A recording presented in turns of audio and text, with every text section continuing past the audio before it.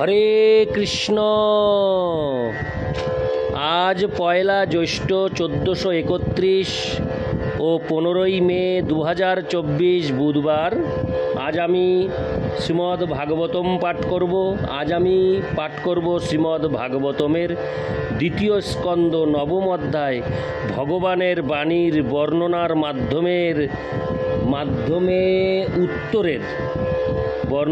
মাধ্যমে উত্তরের শ্লোক 23, 24 ও 25। অডিওর শুরুতে আমি সকল ভক্তিমতী মা ও ভক্তবৃন্দের কাছে আকুল আবেদন জানাবো, আপনারা কৃপাপূর্বক এই অডিও শ্রবণ করার পর কেমন লাগলো আপনারা জানাবেন কমেন্টস করে, এবং আপনারা কোথা থেকে শুনছেন অডিওটি সেটিও কৃপাপূর্বক আমাকে জানাবেন কমেন্টস করে। এবং পরিশেষে আরেকটি অনুরোধ রাখবো আপনাদের কাছে, আমার এই জীবনের পূর্ণতা ইউটিউব চ্যানেলটিকে সাবস্ক্রাইব করে অনেক দূর পৌঁছে যেতে সহযোগিতা করুন, সাহায্য করুন, আমাকে আশীর্বাদ করুন। নারায়ণ হে নারায়ণ ভবভয়হরণম নারায়ণ। শ্লোক 23। প্রত্যাদিষ্টং ময়া তত্র তয়ি কর্ম বিমোহিতে তপো মে হৃদয়ং সাক্ষাদাত্তাহং তপোসোহনগ। অনুবাদ: হে নিষ্পাপ ব্রহ্মা, আমার কাছে অবগত হও যে সৃষ্টির প্রারম্ভে তুমি যখন তোমার কর্তব্য সম্বন্ধে কিং কর্তব্য বিমূঢ় হয়েছিলে, তখন আমি তোমাকে তপস্যা করার নির্দেশ দিয়েছিলাম। এই তপস্যা আমার হৃদয় এবং আমি তপস্যার আত্মা, তাই তপস্যা আমার থেকে অভিন্ন। তাৎপর্য: যে তপস্যার প্রভাবে পরমেশ্বর ভগবানকে সাক্ষাৎ দর্শন করা যায়, সেই ভগবদ ভক্তি হচ্ছে প্রকৃত তপস্যা, তাছাড়া অন্য কিছু নয়। কেননা অপ্রাকৃত প্রেম সহকারে ভগবানের সেবা করার মাধ্যমেই কেবল ভগবানের সান্নিধ্য লাভ করা যায়। এই প্রকার তপস্যা ভগবানের অন্তরঙ্গা শক্তি এবং তার থেকে অভিন্ন। এই অন্তরঙ্গা শক্তি জড় বিষয় ভোগের প্রতি অনাসক্তির মাধ্যমে প্রকাশ পায়।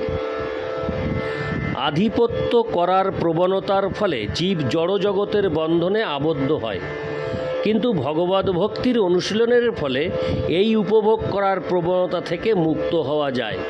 ভগবদ ভক্ত আপনা থেকেই জাগতিক সুখ ভোগের প্রতি অনাসক্ত হয়, এবং এই বৈরাগ্যই হচ্ছে প্রকৃত জ্ঞানের ফল। তাই ভগবদ ভক্তির তপস্যায় জ্ঞান এবং বৈরাগ্য নিহিত রয়েছে, এবং সেটি হচ্ছে অন্তরঙ্গা শক্তির প্রকাশ। কেউ যদি তার প্রকৃত আলয় ভগবদ ধামে ফিরে যেতে চায়, তাহলে জড়জগতের মায়িক সমৃদ্ধি সে উপভোগ করতে পারে না। যাদের ভগবানের সান্নিধ্যে অপ্রাকৃত আনন্দের কোনো ধারণা নেই, তারা মূর্খতাবশত এই অনিত্য জড় জগতে সুখ ভোগের বাসনা করে।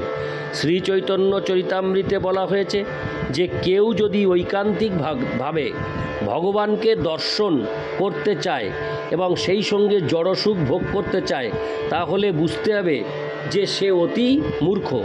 যারা জড় সুখ ভোগের জন্য এই জগতে থাকতে চায়, তাদের ভগবানের নিত্যধামে প্রবেশ করার কোনো প্রয়োজন নেই।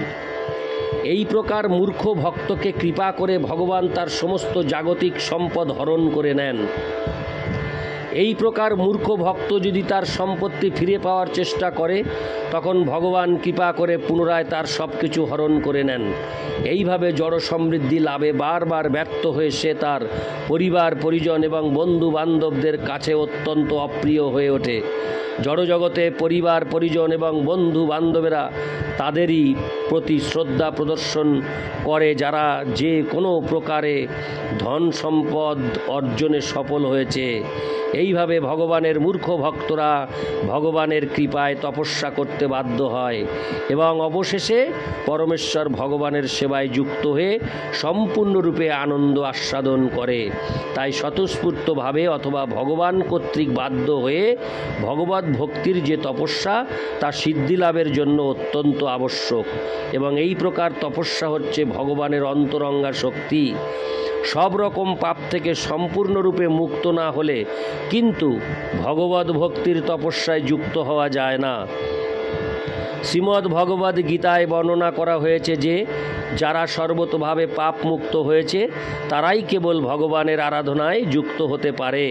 ব্রহ্মাজি ছিলেন নিষ্পাপ এবং তাই তিনি সুদৃঢ় বিশ্বাস সহকারে ভগবান কর্তৃক তপ শব্দে আদিষ্ট হয়ে তপস্যা করেছিলেন এবং ভগবান তার প্রতি সন্তুষ্ট হয়ে তাকে তার বাঞ্ছিত ফল প্রদান করেছিলেন।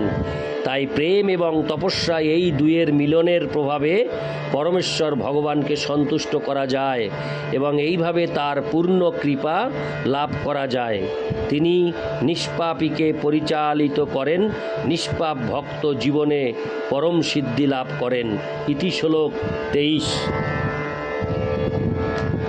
হরে কৃষ্ণ। শ্লোক 24। সৃজামি তপসৈবেদং গ্রসামি তপসা পুন বিভর্মি তপসা বিশ্বং বীর্যং মে দুশ্চরং তপ। অনুবাদ: এই প্রকার তপস্যার দ্বারা আমি এই বিশ্ব সৃষ্টি করি, পালন করি এবং সেই শক্তির দ্বারাই আমি তা সংবরণ করি। অতএব তপস্যাই হচ্ছে বাস্তবিক শক্তি।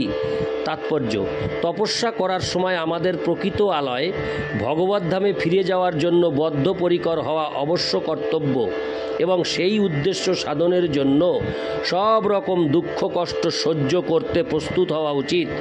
জড়জগতে সমৃদ্ধি, নাম এবং যশ অর্জনের জন্য কত কঠোর তপস্যা করতে হয়, তা না হলে জড়জগতে প্রসিদ্ধ হওয়া যায় না।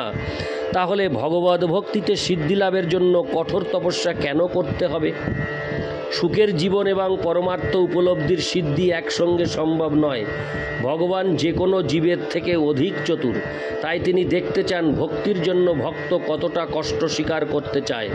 সরাসরিভাবে ভগবানের কাছ থেকে অথবা তার প্রতিনিধি সদ্গুরুর কাছ থেকে আদেশপ্রাপ্ত হওয়ার পর সমস্ত কঠোরতা সত্ত্বেও সেই নির্দেশ পালন করাই হচ্ছে কঠোর তপস্যা। যিনি দৃঢ়তা সহকারে এই নিয়ম পালন করেন তিনি অবশ্যই ভগবানের কৃপা লাভে সফল হবেন। ইতি শ্লোক 24। শ্লোক 25। ব্রহ্মবাচ ভগবন সর্বভূতানামধ্যক্ষ বস্তিত গুহাম বেদোহ প্রতিরুদ্ধেন প্রজ্ঞানেন চিকীর্ষিতম। অনুবাদ: ব্রহ্মা বললেন, হে ভগবান, পরম নিয়ন্তা রূপে আপনি প্রতিটি জীবের হৃদয়ে অবস্থিত এবং তাই আপনি আপনার অপ্রতিহত প্রজ্ঞার প্রভাবে সকলেরই প্রচেষ্টা সম্বন্ধে অবগত। তাৎপর্য: শ্রীমদ্ ভগবদ্ গীতায় প্রতিপন্ন হয়েছে যে ভগবান সকলেরই হৃদয়ে সাক্ষীরূপে বিরাজমান এবং সেই সূত্রে তিনি পরম উপদেষ্টা এবং অনুমন্তা। উপদেষ্টা কর্মফলের ভোক্তা নন, কেননা ভগবানের অনুমোদন ব্যতীত কেউই উপভোগ করতে পারে না। দৃষ্টান্ত স্বরূপ বলা যায় যে মাদক দ্রব্য নিষিদ্ধ অঞ্চলে পানাসক্ত ব্যক্তিকে মাদক দ্রব্য নিয়ন্ত্রণের পরিচালকের কাজে অনুমোদনপত্র দিতে হয় এবং পরিচালক তার অবস্থা বিবেচনা করে তাকে কেবল কিছু পরিমাণ সুরা অনুমোদন করেন। তেমনি সমগ্র জড় জগৎ পানাসক্ত ব্যক্তিতে পরিপূর্ণ, অর্থাৎ এই জড় জগতে প্রতিটি জীবই বিষয় সুখ ভোগের প্রতি অত্যন্ত আসক্ত এবং তাদের বাসনা চরিতার্থ করার প্রবণতা অত্যন্ত প্রবল। সর্বশক্তিমান ভগবান জীবের প্রতি পিতৃবৎ সদয় হয়ে তাদের শিশু সুলভ ভোগের বাসনা পূরণ করেন। এই প্রকার মনোবাসনা চরিতার্থ করার ফলে জীব কিন্তু কখনো প্রকৃত আনন্দ উপভোগ করতে পারে না। সে কেবল তার অর্থহীন দেহের আবেদনগুলি চরিতার্থ করে, কিন্তু তার ফলে তার কোনো লাভ হয় না। পানাসক্ত ব্যক্তির যেমন সুরাপানের মাধ্যমে কোনো লাভ হয় না, কিন্তু যেহেতু সে সুরাপানের বদ অভ্যাসের দাস হয়েছে এবং যেহেতু সে তার সেই বদ অভ্যাস পরিত্যাগ করার ইচ্ছা করে না, তাই কৃপাময় ভগবান তার সেই বাসনা চরিতার্থ করার সমস্ত সুযোগ দেন। নির্বিশেষবাদীরা বাসনা শূন্য হওয়ার উপদেশ দেয় এবং অন্যেরা সম্পূর্ণরূপে বাসনা পরিত্যাগ করার নির্দেশ দেয়, কিন্তু তা অসম্ভব। কেউই সম্পূর্ণরূপে বাসনা পরিত্যাগ করতে পারে না, কেননা বাসনা হচ্ছে জীবের লক্ষণ। বাসনাবিহীন জীব মৃত, যা প্রকৃতপক্ষে সে নয়। তাই জীবন এবং বাসনা অঙ্গাঙ্গিভাবে জড়িত। বাসনার চরম চরিতার্থতা তখনই হয় যখন জীব ভগবানের সেবা করার বাসনা করে এবং ভগবানও চান যে প্রতিটি জীব যেন তার সমস্ত ব্যক্তিগত বাসনা পরিত্যাগ করে তার বাসনার অনুকূলে চলে। সেটি হচ্ছে শ্রীমদ্ ভগবদ্ গীতার শেষ উপদেশ। ব্রহ্মাজি ভগবানের সেই নির্দেশ স্বীকার করেছিলেন।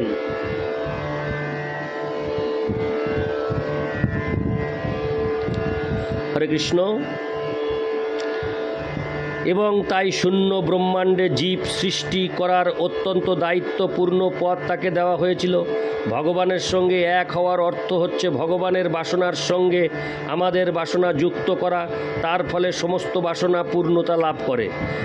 পরমাত্মারূপে পরমেশ্বর ভগবান প্রতিটি জীবের হৃদয়ে কি রয়েছে তা জানেন এবং অন্তঃস্থিত ভগবানের জ্ঞান ব্যতীত কেউই কোনো কিছু করতে পারে না। তার পরম বুদ্ধিমত্তার প্রভাবে ভগবান সকলকে সম্পূর্ণরূপে তাদের বাসনা চরিতার্থ করার সুযোগ দেন এবং তার ফলও ভগবানই প্রদান করেন। ইতি শ্লোক 25। হরে কৃষ্ণ। আমি এই অডিওতে পাঠ করলাম শ্লোক 23, শ্লোক 24 ও শ্লোক 25। দ্বিতীয় স্কন্দ নবম অধ্যায় শ্লোক 23, 24 ও 25। নারায়ণ হে নারায়ণ ভবভয়হরণম নারায়ণ। অডিওর পরিশেষে সকল ভক্তিমতী মা ও ভক্তবৃন্দের কাছে আমার আবেদন, আপনারা কৃপাপূর্বক আমার এই জীবনের পূর্ণতা ইউটিউব চ্যানেলটিকে সবাই সাবস্ক্রাইব করবেন এবং পাশে থাকা বেল নোটিফিকেশনটি অন করে দেবেন। হরে কৃষ্ণ।